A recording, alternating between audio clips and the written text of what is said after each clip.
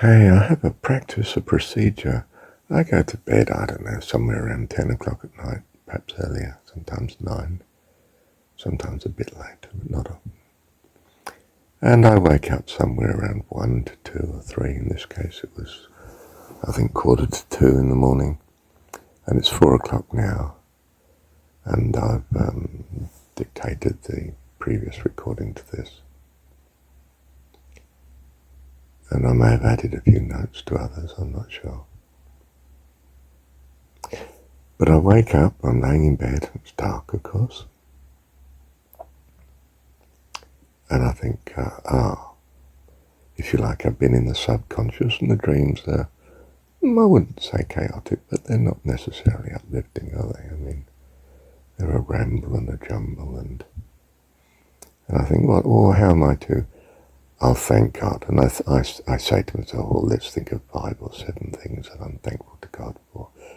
And I go through the usual, that He dwells with me, that I'm not in pain, I'm in health, I'm comfortable, and this home's provided, car, and so on and so forth. Nice people I know, anything that. And then I think, well, perhaps I should do the Kriya, the breathing, which is a triangular breathing for me, and mindfulness of the character of God in terms of moving up and down the chakras in the Eastern understanding of things. From hope in the base of the spine to transcendence, the crown of the head. And I've gone through that in other discourses. And then having done that, in this case for half an hour, I was aiming at an hour, but I'd sort of done enough and was a bit restless, wanted to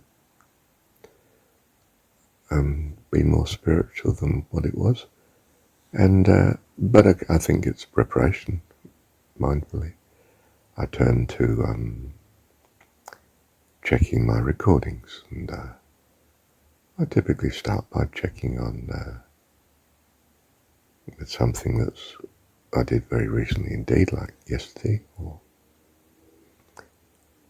or I plunge into just putting something down that I think has occurred to me, and I really think I want to keep something of this. And then, of course, it runs its course. In the case of the last recording, very long.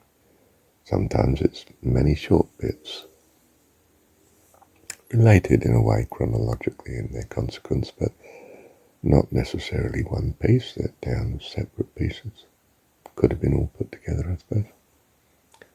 This one was, I started with a concern that I've been reading what's given me an evaluation of Paramount, so that's not what I really wanted to put my mind to before. What are the pros and cons, the achievements and the failures as I see it? If you like, praise and criticism, and it's not something I would do lightly, but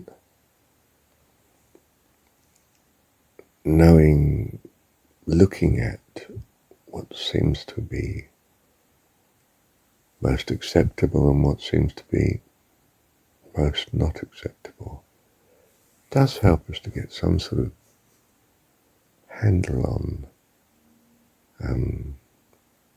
I won't say judgment, I'll say discernment. I'm not condemning anyone, that sort of judgment. I am judging in the sense of trying to discern what is best, what is right, what is good. My devotion is not to gurus and leaders and so forth. My inner devotion is to my whole being, which is in accordance with the values I have. And is this truly promoting such, or is it questionable, and therefore should be questioned?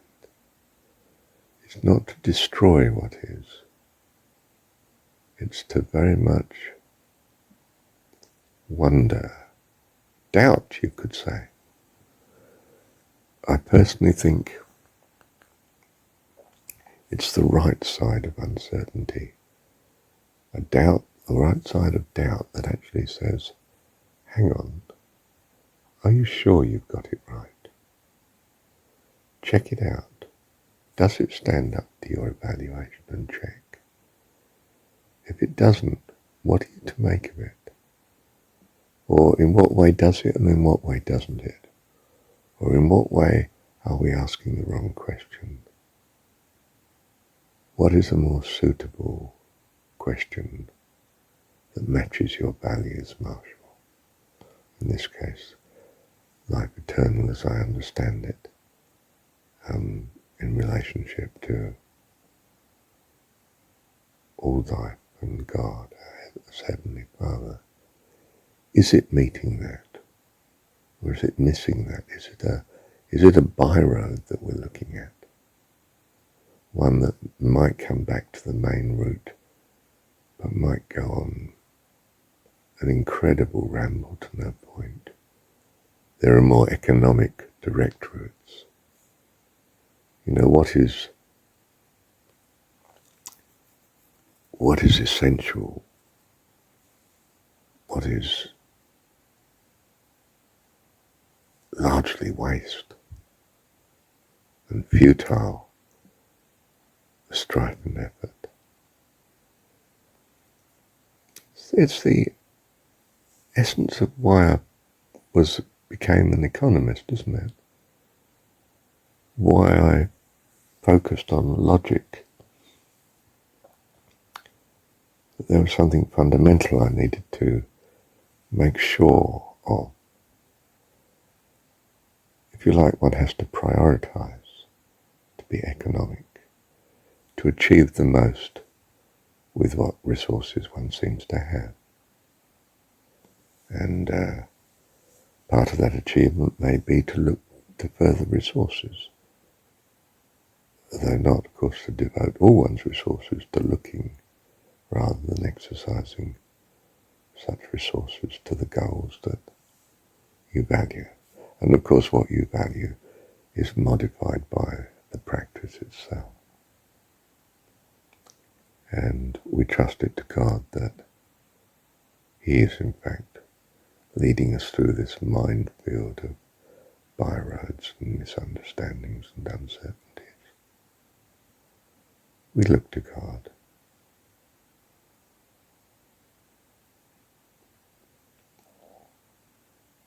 And it starts to come down to that is the essence.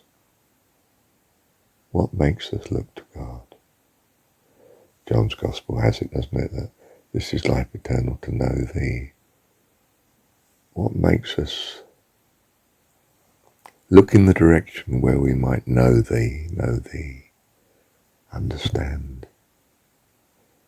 God and our true and valid purpose and goal,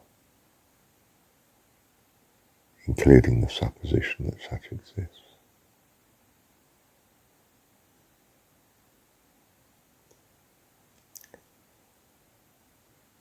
What brings us what we value, and adjust what we value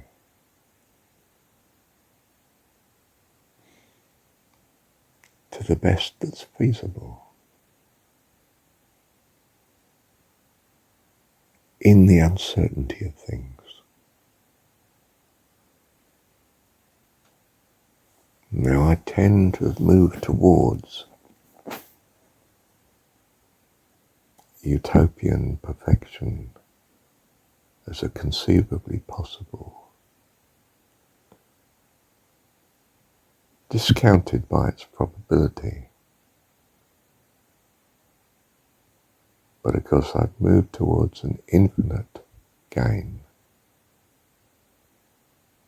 at a surmised non-zero opportunity, possibility. And I've claimed that all else is as nothing compared to that.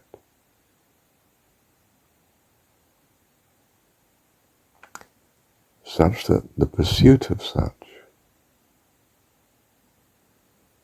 is worth losing what may appear to be trivial gains of its alternative.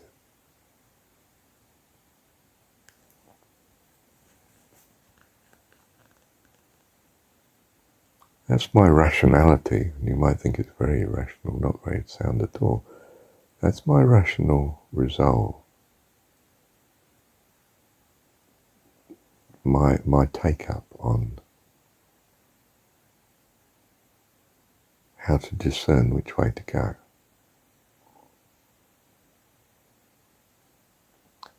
Does it in the present and in the immediate run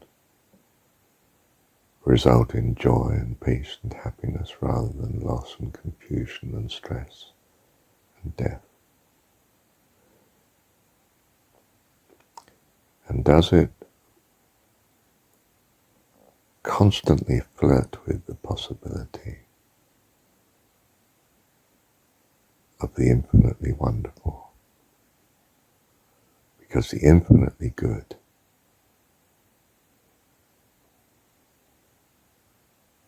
at the lowest non-zero probability is the way to go. Sadly, it does have to be supported by considerable intermediate blessing. If the path is disastrously difficult, as Christianity and I think Paramahansa saw, experienced it,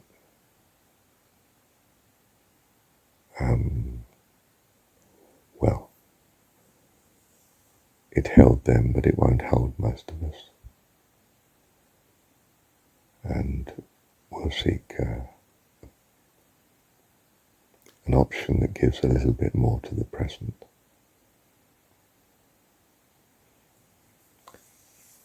So mine is a path that seeks a perfection that is not just conceivably possible, but something above non-zero probability, but also is felt to be a tremendous blessing in the now. And it's quite clear that the pleasures of this world, pleasures of the flesh, if you like, well, the extreme ones don't do that. You know, whether it's wine, women and song, well, song perhaps, but not the wine and the women, you know, not the drugs and the alcohol, and obviously that brings immediate relief, but pretty quickly turns pretty sour and disastrous. So we're clear that that's not what we want. But we don't want the overwhelming, crucifying conflict that destroys one's life in the classroom.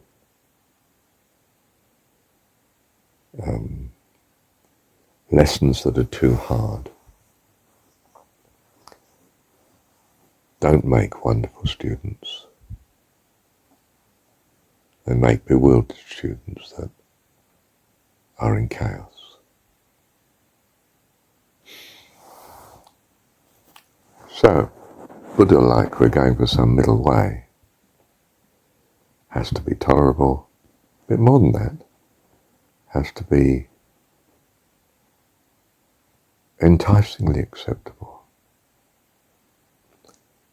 And why shouldn't it be? If the goal is wonderful beyond comprehension, like life eternal in heaven with a glorious fatherly God and a magnificent, lovely, harmonious family, why shouldn't the pursuit of such also be of joy and gladness and a taste of the glory to come?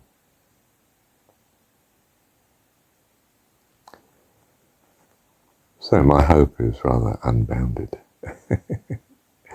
as is the glory of God and the loveliness of life eternal in heaven. And I extend that into the present. I shy away from crucifying self-destruction.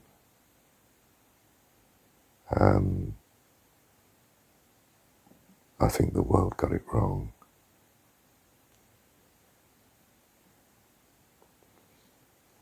The notion of investment is right, foregoing present consumption for future gain and prosperity. But the notion of deprivation that starves the ability to reach the future, and the desire to reach the future even because the individual is just overwhelmed by the difficulties. That is not the way. That is a way to destruction too. So, our interpretation and understanding of both Jesus and someone like Paramahansa are, in my estimation, wrong.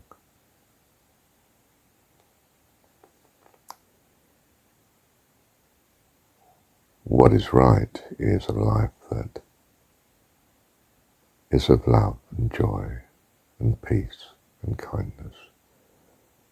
And if life is not bringing that, then you're not on track. If it's bringing strife and concern, stress and fears, battling with Satan or battling with the world or overcoming some world system, conspiracy theories and all that, then you're on the wrong track. Whether it's our understanding of Jesus or our understanding of Paramahansa or whatever, if it's resulting in something that's not of peace and joy and love and integrity and goodness and all the qualities of God in the now, then it's suspect. That's the litmus test, the acid test, if you like. Is it presenting that of the goodness of God as we understand it in the now and our experienced procession through time? If it is not, then it bodes ill, not good. And we need to get onto the right path that achieves much rather better.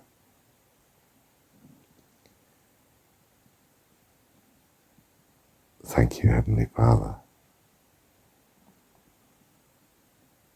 Thank you, Heavenly Father. I'm reminded on listening to this recording that you want a happy school. The kids are not in charge of where they're going. They don't have to fret about whether they're doing the right lesson. The right lesson just comes. It's there each day when they come to school. Thanks to the teacher, our Heavenly Dad.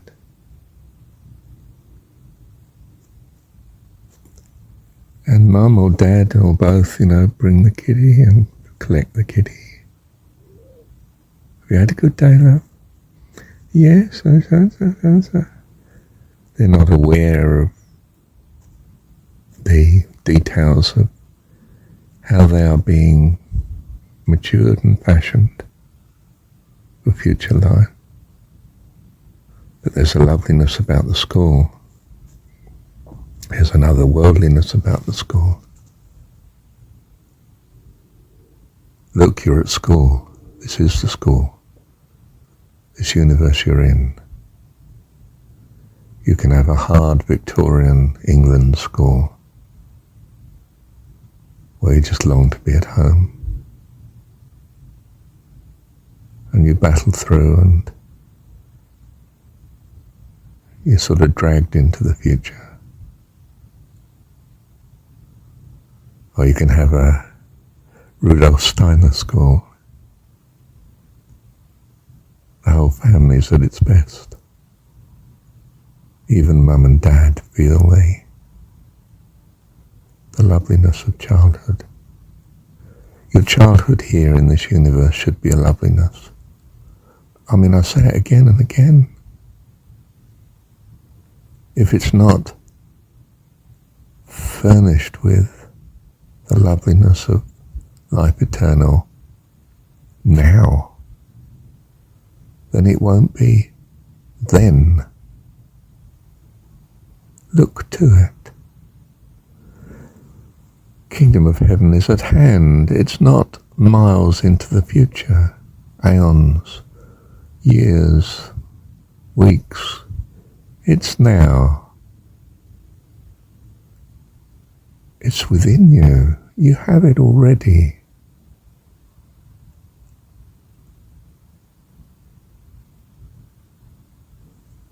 Dwell in the peace of the kingdom of heaven within you.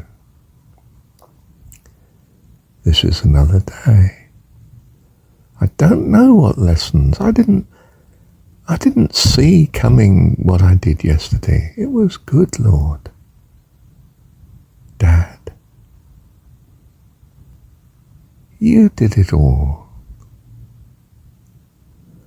I assumed the day was going to be, at school as usual. I mean, in this case, I mean where I live and what I do. I'm 76, not a schoolboy, right? But I've learnt much from schools.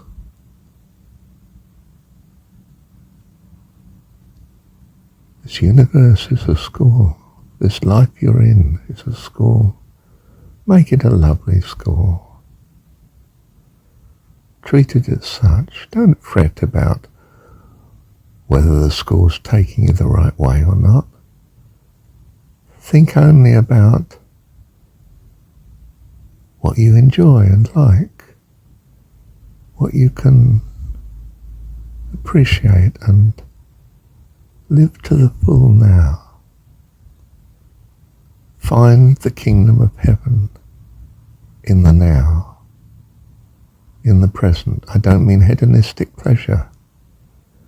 I mean the peace and the joy, the assurance of God in trust, the awareness of everything that is good, the hope and the joy and the peace that leads you then to trust what doesn't seem to be good. Trust it in a sense willingly. Of course, put everything right that you can, but not fretting and anxious. Heavenly Father's running the show, not you. You are not here to be burdened with how to get you into life eternal. You're actually in it already. It's just that your awareness is being developed so that you come to know it and realize it and enter the fullness of life eternal in your consciousness and your being, in the love of our Heavenly Father and all the family of heaven. Bless you, and you are blessed eternally because of the goodness of God. Love you, Dad. Thank you, Dad.